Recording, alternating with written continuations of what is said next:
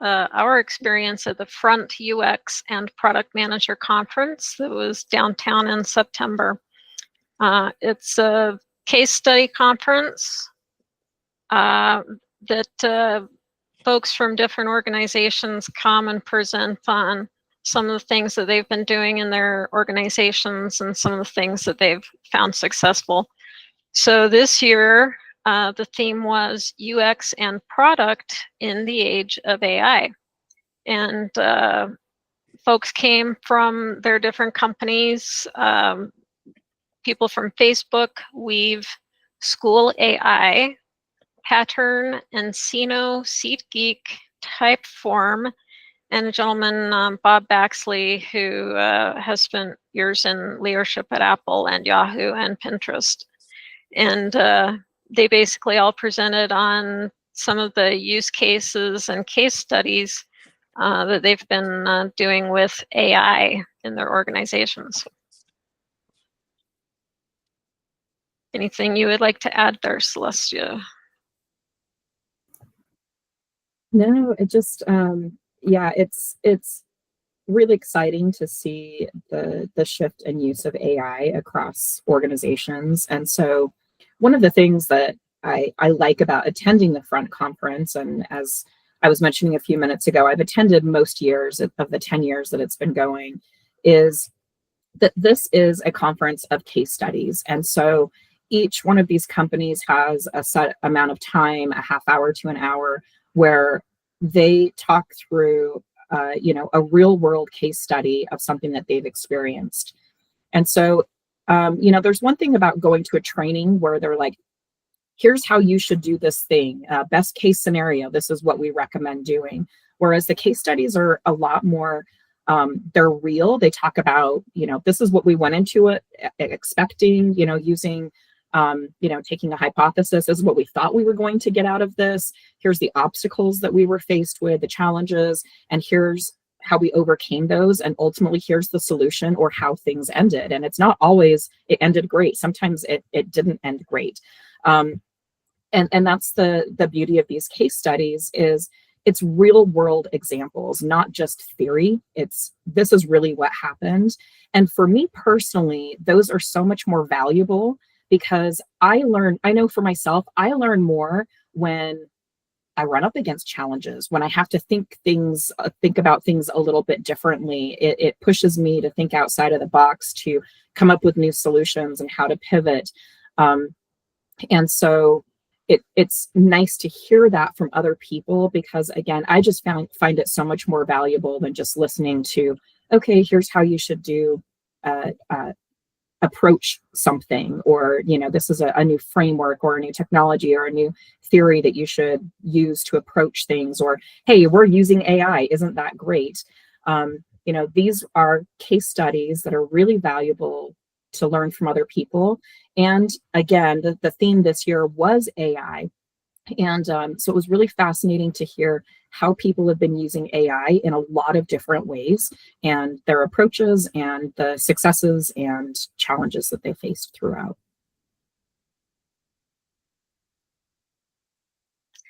So the first presentation that we attended was a woman from Facebook. She was a senior experience researcher and strategist who had worked at Facebook a few years prior. And her presentation was on designing for trust and how to use visual storytelling to obtain stakeholder buy-in. A couple of things that I got from it was the concept of building trust. I think we have all seen where some organizations, there is some distrust among different stakeholders and different perspectives and things.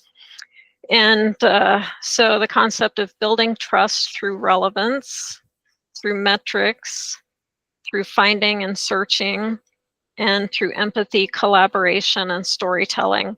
And the particular case that she was discussing was she had worked on Facebook's global search for some time, especially delivering global search to folks or members in other countries and that kind of thing. And so she did a lot of visual storytelling to prove the relevance and showcase the metrics and really how they engaged with the customers through surveys and collaboration and storytelling. So.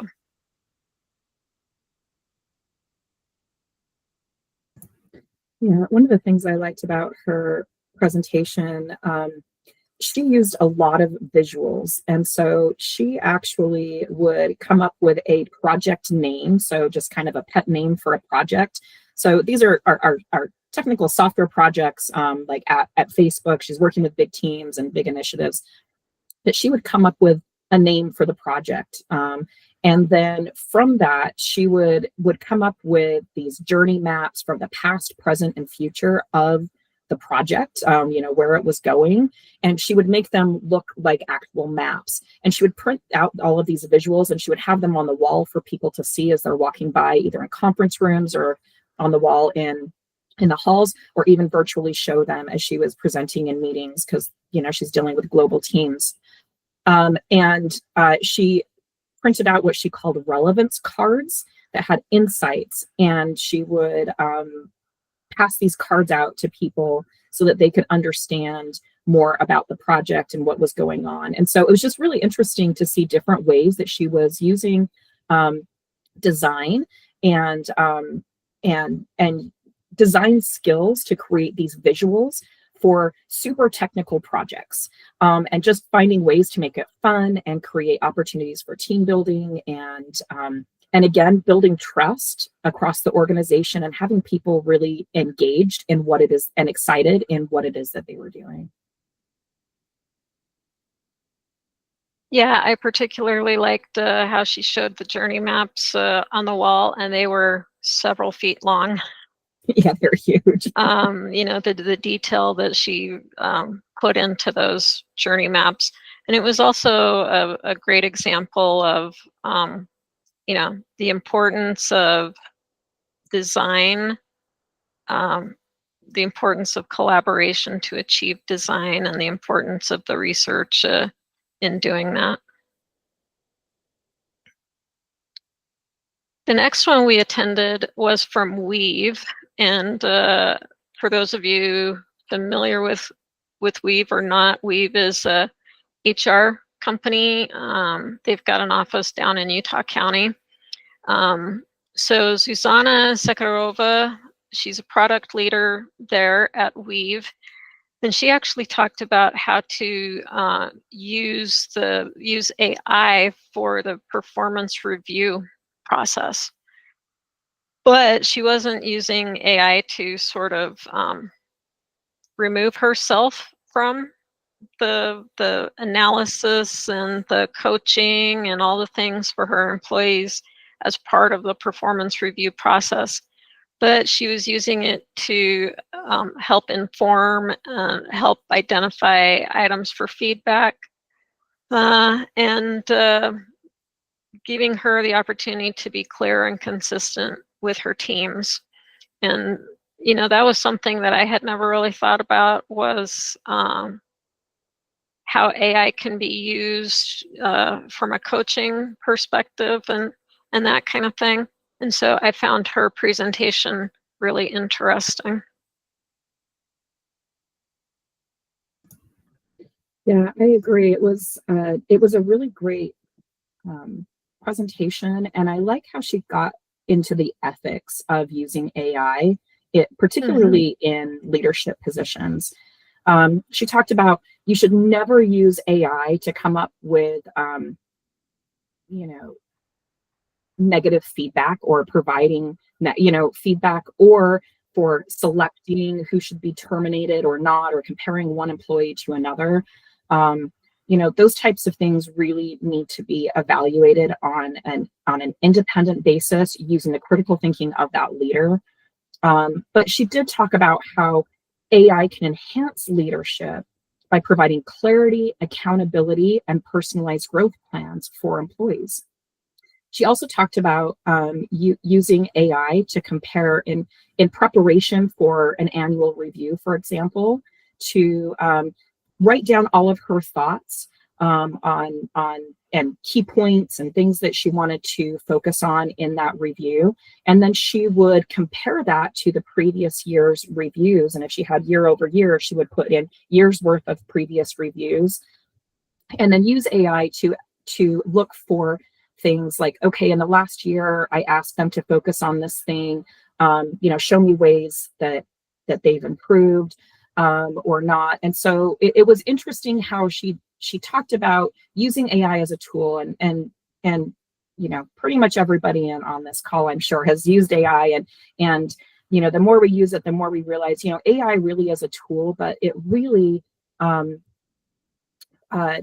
she had a quote, AI supports, but you lead. And she said, AI is there as a support. It's a tool to use to help us in our job. But as leaders, we are the actual leader. And so we need to make sure that AI is not replacing our voice. It's not replacing our leadership style, that is still coming across in all areas of of the work that we're doing, and communication with our team and reviews, all of those types of things.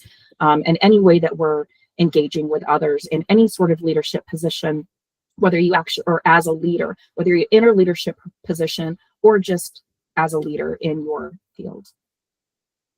And back to the ethics, she clarified that she was very particular not to include personal data in her prompts. She also did not use the prompts to score people. It was really just to help her sort of gather her thoughts, gather the analysis, and be able to provide clear and consistent feedback.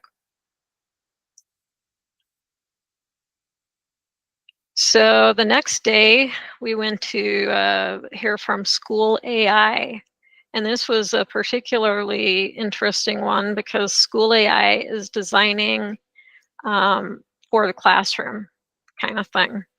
So they have a desire to really make school awesome, and they want each student to really have a personalized learning experience, to let them be part of the learning conversation, to help them engage when other methods of engagement may not help them the same way. It also provided them a dashboard to see how engaged the students were and how they were struggling. They looked for Bloom's learning pillars for active participation, individualized learning, and mastery-based learning. One of the things that they did, and I've put the little image on here, but this is their AI that they call DOT. And this is the AI that the students engage with, and the teachers as well, when they're using the tool in the classroom. And they shared a number of examples of the success of this as it related to driving more student engagement, but also driving, providing a way that students could really share their concerns when they didn't feel comfortable sharing their concerns publicly. And so DOT was a fresh and unique way of helping the students to really engage with the product.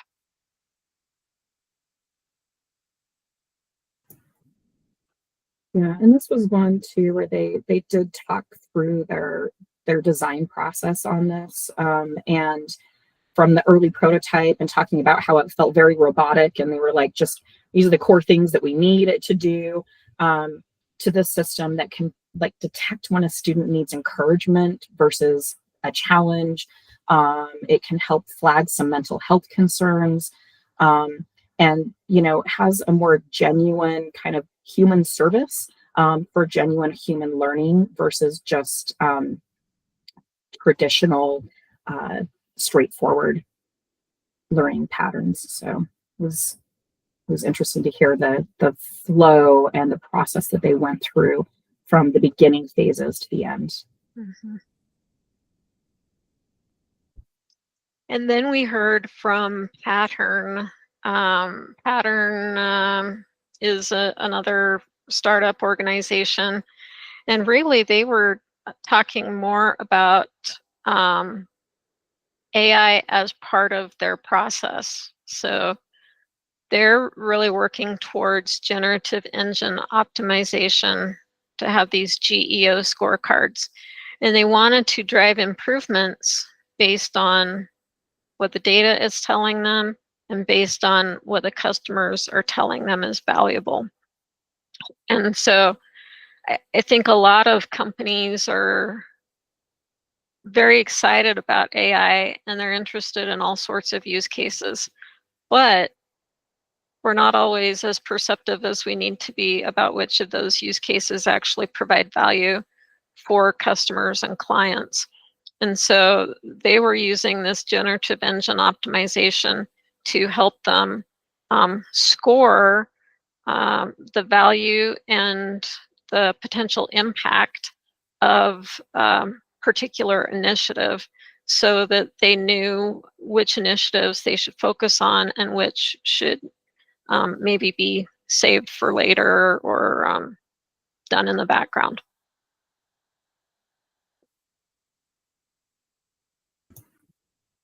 Yeah, they talked quite a bit about how LLMs will misunderstand, and so it's important to use just simplify things where possible, provide clarity, not complexity, and just continue to simplify. Oh wow, simplify and clarify. Trying to combine the two words. Particularly when you're using AI and large learning models, to really be clear and concise and simplify it and clarify it, because especially when you're dealing with a lot of complex information, to really make sure that it's broken down in a way that makes sense and that you're truly coaching AI. And then they did kind of wrap it up with the quote that AI's superpower is people. And that, people are really the main part. AI, again, is that tool, and the superpower of AI is the people and the way that the people learn how to interact with the AI.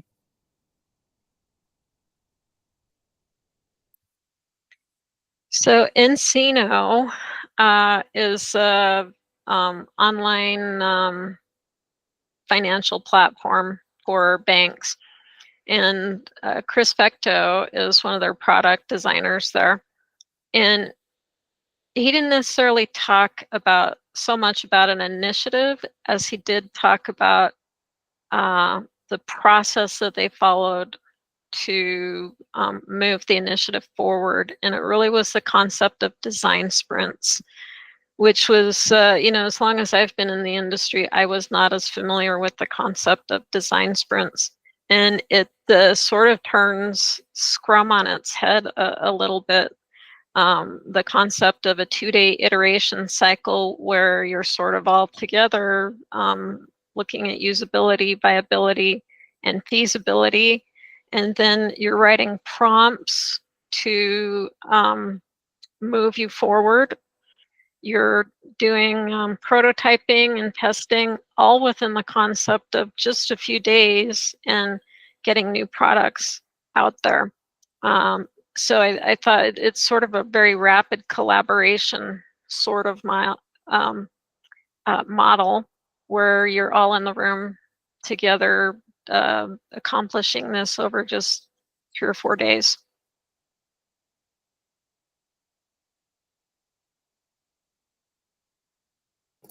Yeah, it was a great one. I've heard of design sprints for a long time, and but it is always interesting to see how people do design sprints and the different ways that they approach it.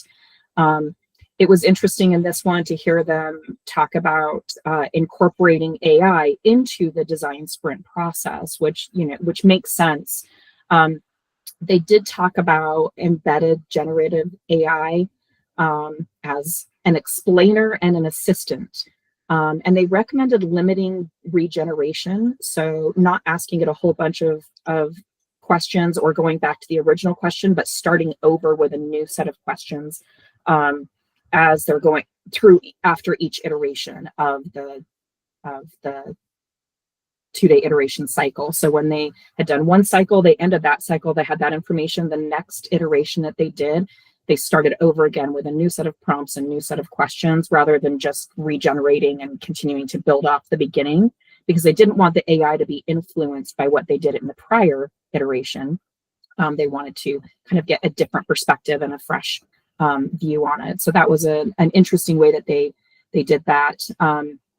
They also talked about their pricing model, that they're actually pricing it by the AI ACV usage instead of seat licenses. So actually, the more AI that's being used in the product, and the deeper that they're going into research, they're actually charged by how much AI is helping in that, versus a seat license of like, you have a license to this product, you pay this much on a monthly or annual basis. It's how much and intensive you want to dive in and have AI assist with the information within the framework of their model and their product. But an interesting concept too that I personally hadn't really heard of, charging based off of AI usage versus just a license. It kind of turns licensing on its head. And so you're not like, should I get somebody a license? Should I not get somebody a license? It's all, you pay whatever you use. And then I really liked this one from SeatGeek. SeatGeek, they are competitors with StubHub and some of the other online ticketing platforms. And they really wanted to transform the live event experience. It's not just a ticket to a show anymore. It's a ticket to a show with different add-ons and perks based on the experience that you want to have when you are at the event. And so they did a lot of research to sort of inform their vision, and with that vision translated into strategic goals that could then be translated into products. And so a couple of things that they used in particular were rapid response research and Kano style surveys. Again, I was not as familiar with these techniques before, and so it was really interesting how they sort of question themselves and their customers to help them really define that vision, and then help put that roadmap together based on the feedback that they were getting from their research.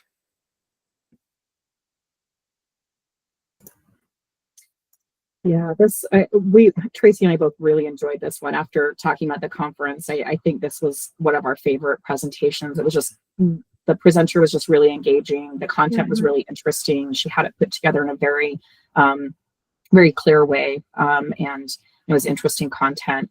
One of the things, so this particular presenter, so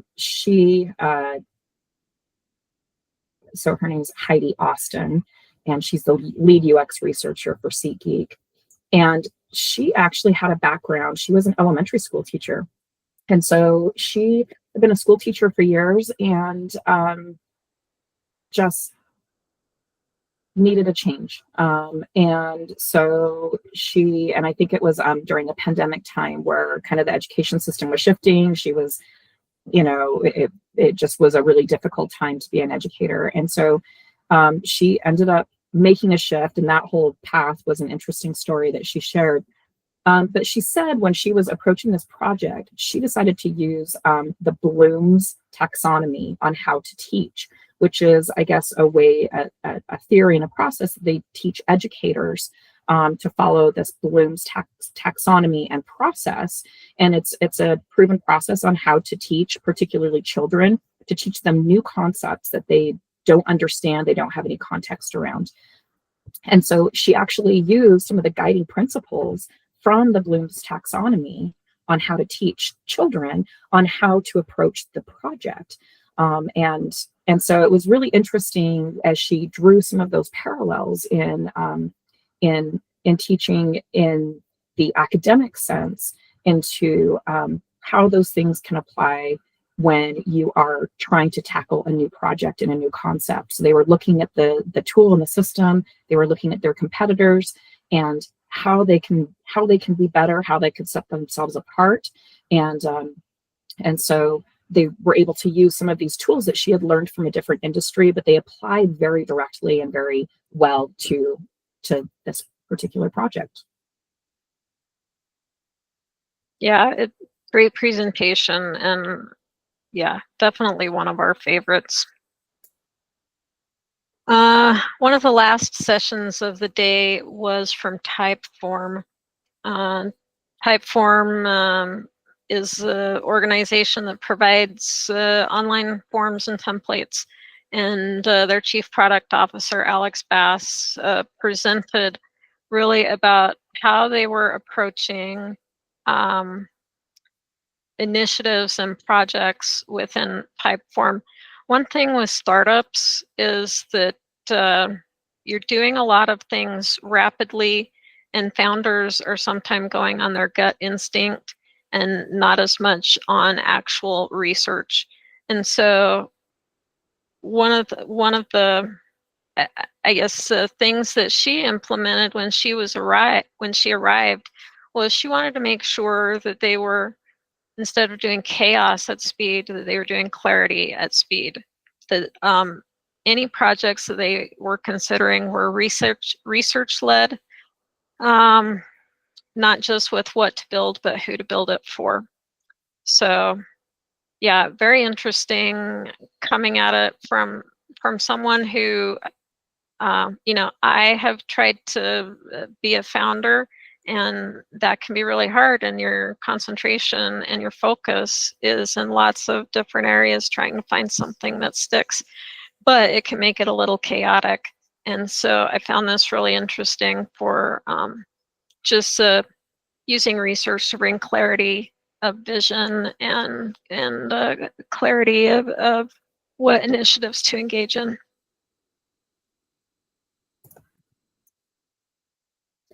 Yeah, this was another good one. And she talked about how they were using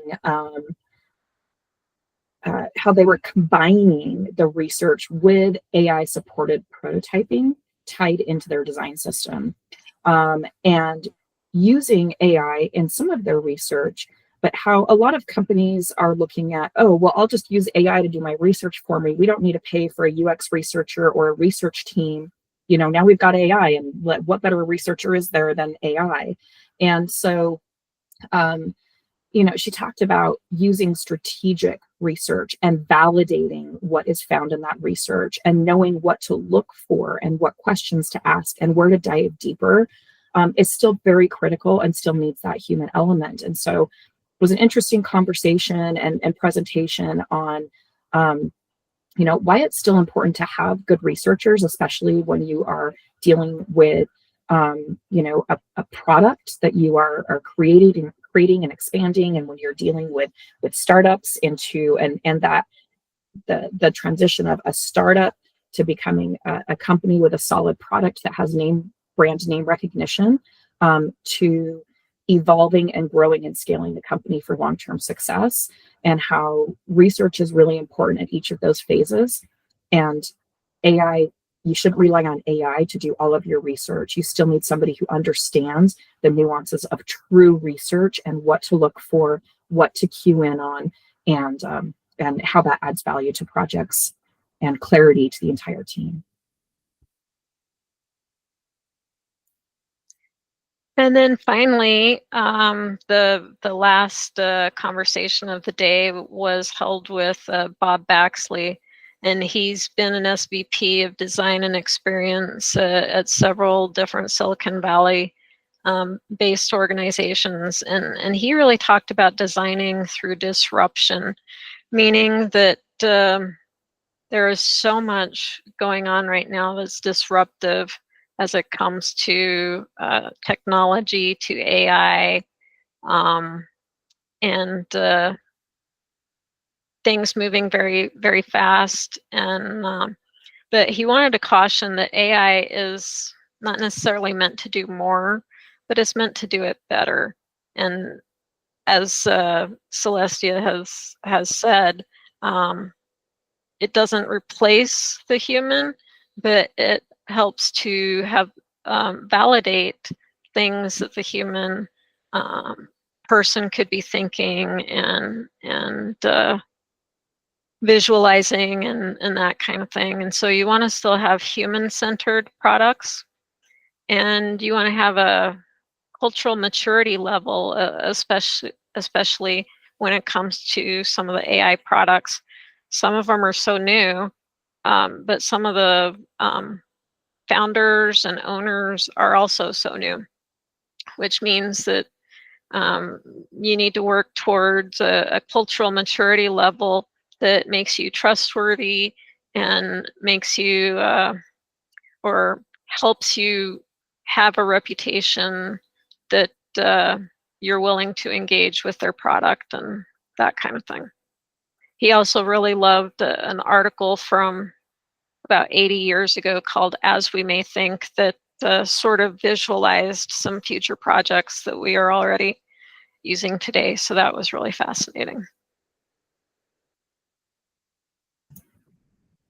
Yeah, it's always great to hear from people who have been in the industry for so long, just spanning decades, and particularly someone who was, in Silicon Valley, who was at Apple, at Yahoo, at Pinterest, and countless other companies over the course of his career, and just seeing how, how the industry itself has evolved and changed, and how, AI is just, it's another thing. It's a newer thing. We're figuring it out, similar to other milestones throughout technology over the last several decades. And it's just kind of it's the new thing now, and we're in that, forming, and we need to get to that norming stage of, okay, it's here. AI is here. It is adding value. We just need to make sure that we're normalizing how AI fits into our lives, our careers, and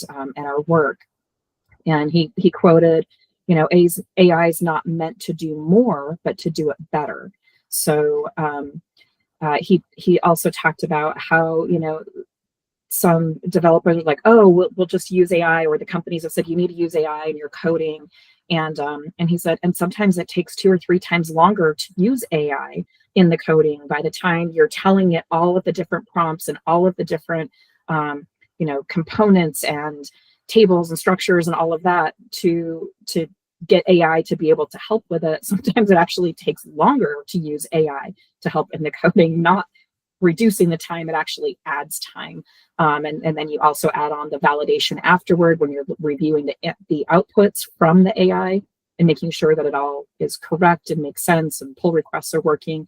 And so, there's been kind of this, I think this thought that's been put out there that, oh, well, AI just makes coding so much faster and AI will replace coding. And in some ways, maybe it will. It maybe not replace it, but it will shift it a bit. But it doesn't necessarily mean that it's going to make it faster. So just something to keep in mind that was interesting that he pointed out. Yeah, and then that article that he talked about was really interesting. The As We May Think, how, from 80 years ago, that, this publication was talking about hypertext, about personal computers, the internet, the World Wide Web, speech recognition, online encyclopedias such as Wikipedia, the invention of the mouse, the word processor, the hyperlink, just all of these things that were like 80 years ago that they were, talking about the future, and here we are living in that future. And so it was a really, really interesting, thoughtful presentation and speech. Mm-hmm. If I were to give a takeaway from the conference, there would probably be 2 for me overall. One is just that things are happening so rapidly right now. So many AI products are being released. There are so many just wonderful use cases that people had not really even thought of until now. And it's just exponential the way things are moving with AI. But the other takeaway was that each of these organizations and people really talked about guardrails for how they approach AI and how it doesn't take away from the human ingenuity and through the human problems that they're trying to solve. So those were kind of my overall takeaways.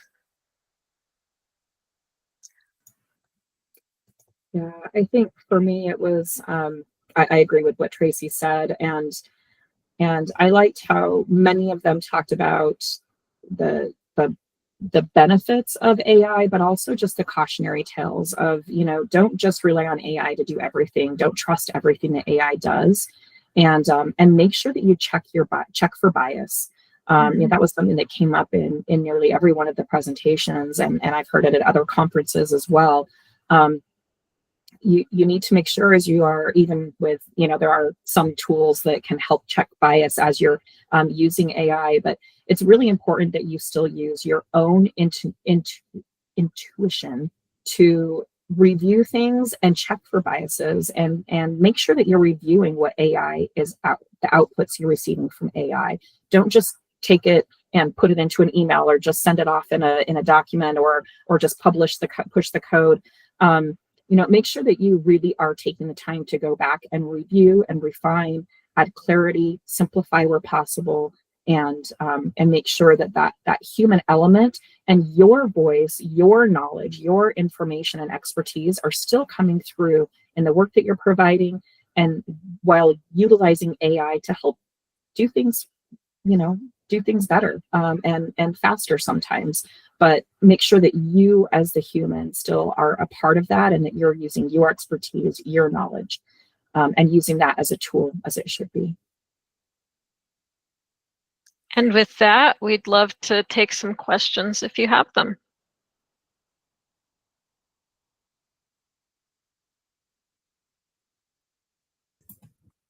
I have one. Thank you, Tracie and Celestia. It's really super interesting topics and case studies. Celestia, you said a quote that somebody said, and I wanted to write it down, and I only caught part of it. It was, AI is something, but you're the leader. What was that? Oh, yes. Let me go back to that. It was something like that. My notes on that one. Sorry. Make you go back. Yeah, no, you're good. Go back. Oh, one other thing is, I'm going back for my notes that I forgot to bring up. So the Encino presentation from Chris Fecto, he is actually a magician, a paid magician. And so he did a magic show in between the presentations. It's kind of like break time. And so it was after the break, and did a card trick, essentially, for the group. And it was a really fun interactive experience. But that was also like just kind of another little random thing. He also is a professional magician, and so he did a magic trick with group involvement. He had a beach ball that he threw out into the audience, and then had people pass the beach ball around. I actually caught it one of the times, despite my wanting to. It fell right in front of me, and nobody else could pick it up. And I was like, I guess I'll pick it up and stand here. But he had people basically like pretend like there's a deck of cards inside the ball, and then pull out that deck of cards, and then look at it, and then, pretend like you're only looking at spades, and take one of those cards out, and then, put them back in the box, and, going through the physical motions of, putting that back in the cards back in the box, and close it up, and then put it back inside the ball, which obviously is a physical object, but, just pretending and using imagination of like putting the cards back in there, and then passing it to the next person, and that person takes the ball and takes the pretend deck of cards out and picks a new card. And so it was really fun and interactive, the way that he did this random magic trick for us, and he did guess the card. So I mean, it was pretty impressive. It was definitely a good one.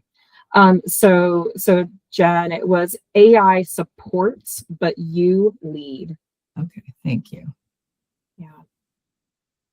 Yeah, and that was the Susanna from Weave, her presentation on AI enhanced leadership. I honestly, that really was a great one for me too. I really liked she was a great presenter, a very interesting Yes. person, and just she's a two-time Olympic athlete, also who just also happens to be the product leader at Weave, and yeah, but she definitely talked quite a bit on that. Just that human element of leadership and using AI to help, but also making sure that your voice, your leadership style, your personality is still coming through. And that's something that I've even noticed in emails and communication, particularly the last 6 months, as I think more and more companies have started using AI, and AI is more integrated into email tools like Gmail and, Copilot, like Gemini is integrated into Gmail, and Copilot is integrated into Outlook and other tools like that, where I'm noticing more and more, I'm seeing emails come through and they're just a little more genericized. And yes, they're probably a little more polished and better wordsmithed. Thanks, Melissa. Thank you. But they're a little sanitized. It's like the kind of the personal element is somewhat removed. And there are ways that you can polish your emails to sound more personalized than not. But that is an interesting thing that I've seen. And so I think, one of the thoughts that I had as she was presenting was, even in our email correspondence, make sure that when you send an email, particularly if it's people that you know within your organization, or or personal emails, other things like that, that your voice is still coming through. They're like, oh, this is a message from Celestia. Okay. There's still some of those personal elements. Let's not lose ourselves by having AI replace all the communication that we're putting out there.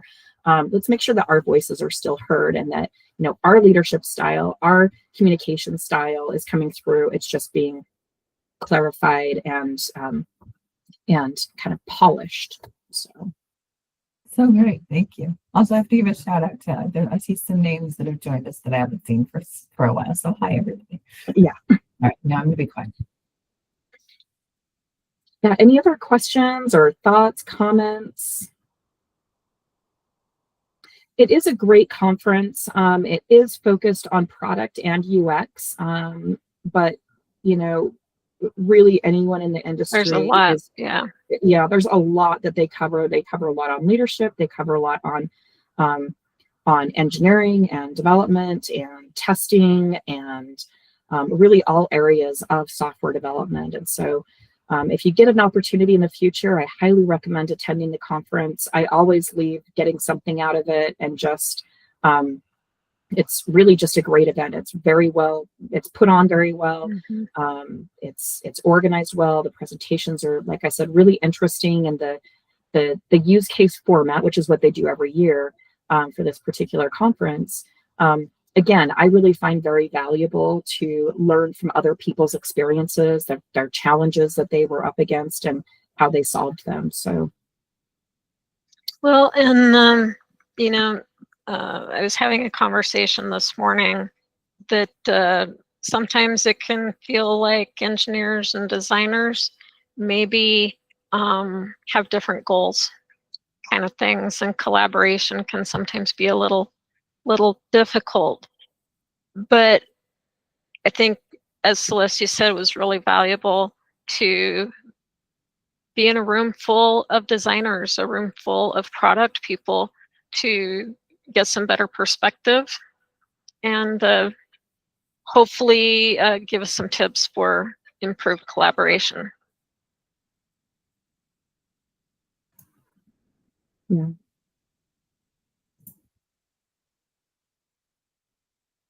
All right. Any other thoughts or comments, questions? Okay. Well, we'd be happy to share our slides if anybody's interested in those. Just reach out and let us know. And if you do have any other thoughts or questions or anything, just reach out. We're here and happy to answer them. Thank you, Tracie and Celestia. Great presentation. Yeah, thanks for sharing this stuff. Thank you, everyone.